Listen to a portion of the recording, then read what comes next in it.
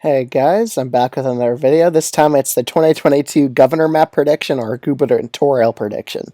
I kind of prefer governor map, just easier to say. Let's head into this. California, it's going to be safe states for the Democrats, really not that competitive. Same with Hawaii. Um, Illinois as well. It's the Republican candidate's just terrible. Darren Bailey, he just sucks. He's a pretty controversial. I mean, you could look up what he said recently about crime in Illinois. It's pretty disgusting what he said about it. State of New York, it's not going to be competitive. I don't know why people are rating as a likely state. I highly doubt that. It's Lee Zeldin. He's just a Trump Republican, and as you see in these blue states, you can't run fully supportive of Trump in like states like New York, Massachusetts, and Maryland because guess what? The Democrats are easily going to win them because you're supporting Trump fully. New York's not going to be a likely state. All these polls that saying it is, they're just crap. Every other reputable poll person in the state of in the state of New York shows Kathy Hochul with an over 10% lead, sometimes even 15% around there. New York's not going to be competitive. I don't think so about Rhode Island either. I think Democrats are going to clear over 10%. And in Connecticut, recent polling has shown that the Democratic incumbent in the state is going to win by over 10%. Just the last few polls done in Connecticut because of his blue shift after the Roe v. Wade decision was overruled has definitely shifted it into Democrats' favor. And with Biden's recent legislative victories, it's helping Democrats nationwide. Especially Biden's approvals are gone up to around 44%. Vermont, New Hampshire, very popular Republican incumbents here. They're liberal Republicans, so they're easily going to win by over 10% in these states.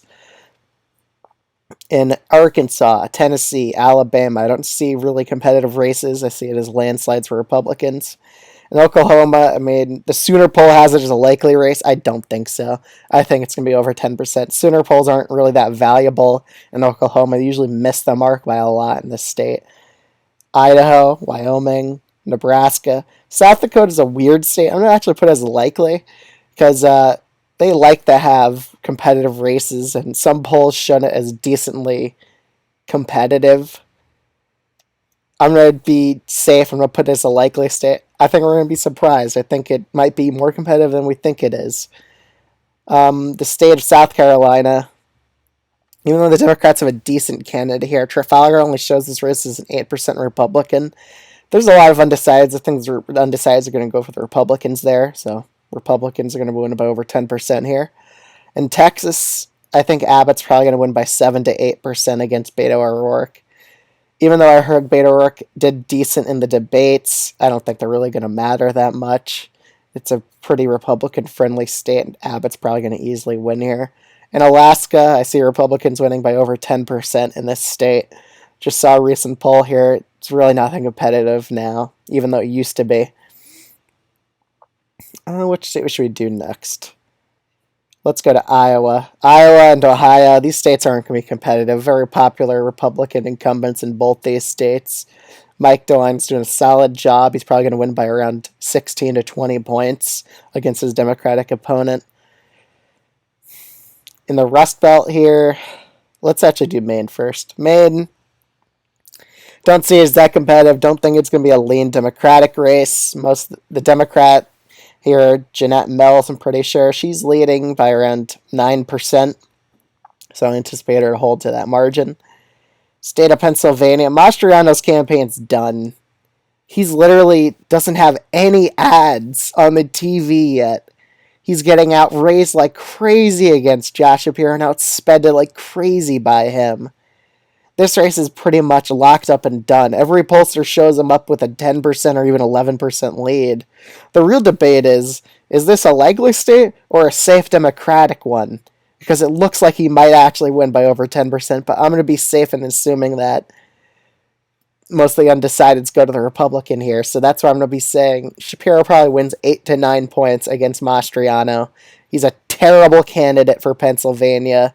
He just doesn't know how to moderate his image at all, and that's why he's going to lose in a landslide. A lot of people were saying he has a chance. At this point, with a month left, and you're still down by this much in the polls, it's a done deal. Like, this race is pretty much over. Even one of the heads of the Republican Governor Association say, we're not going to put money into a race where the candidate isn't even trying to win. That's what they said about Mastriano's campaign. They think he's running a losing campaign and isn't even trying. He doesn't have any ads on the TV, and he's got outraised like 20-1. It's over for him. In Michigan, this was another winnable state for Republicans, but they completely botched it.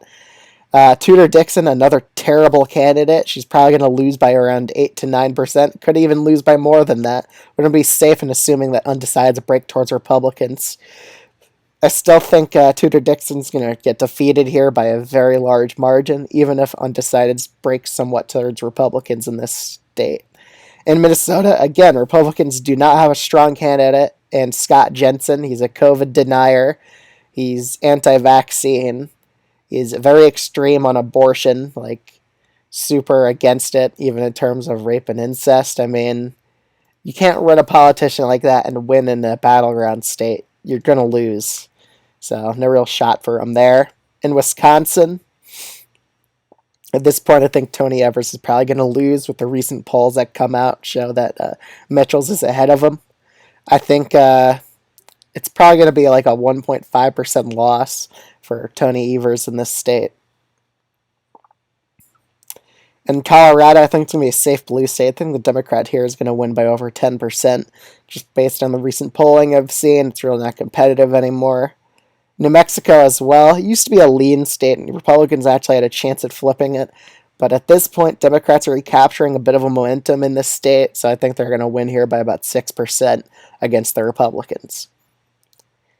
In Arizona, Kari Lake versus Katie Hobbs. I think Lake's probably going to end up to a victory here, just because the Democrat here decided not to engage in any debates with the Republicans, just straight up refused, and that's probably going to hurt her among independent voters that you're not willing to do a debate. In, I guess, Georgia and Florida, DeSantis is probably going to win by about 6% against Christ. I don't think it's going to be that competitive of a race. Georgia as well, Brian Kemp, he pretty much agrees with Trump on every policy except for the election. And since he's shown backbone towards Trump, independents love him for that. So he's probably going to win here by about 5.5 to 6%, I would say. And Kansas. Kansas is going to be an interesting battle here. Democratic governor might actually have a chance here. Hard to say which way it would go, but I'm going to say it narrowly tilts toward Republicans here. This race could go either way, but I think it's going to be one of the more competitive ones. But I think the Republicans are going to edge out the Democrats here, just barely, because I think undecideds will break towards the Republicans' way. In Nevada and Oregon. Nevada, it's a Democratic incumbent in the state, and frequently polling underestimates Democrats in Nevada. So I think the Democratic incumbent here, he's going to be able to win by a narrow margin. In Oregon right now, if the race were today, and that's how I do my predictions, I think the Republican would have a narrow advantage at this point, just because the independent is gobbling up a lot of liberal voters, or just left-wing, center-left-wing voters from the Democrats here in the state of Oregon. That's the only reason the Republican has like a 2% lead on average. And I do think this rating's going to change by November. By the November prediction, I think a lot of people are going to shift from the independent candidate to the Democratic one, just because they know the independent has no shot to win. So right now, if the election were held today, the Republicans would win in Oregon. However, in November, I think the Democrats will win. So that's my current prediction for the governor map in the 2022 midterm elections. Let me know what you think of this in the comments below. Like, comment, and subscribe, and I'll see you guys in the next video.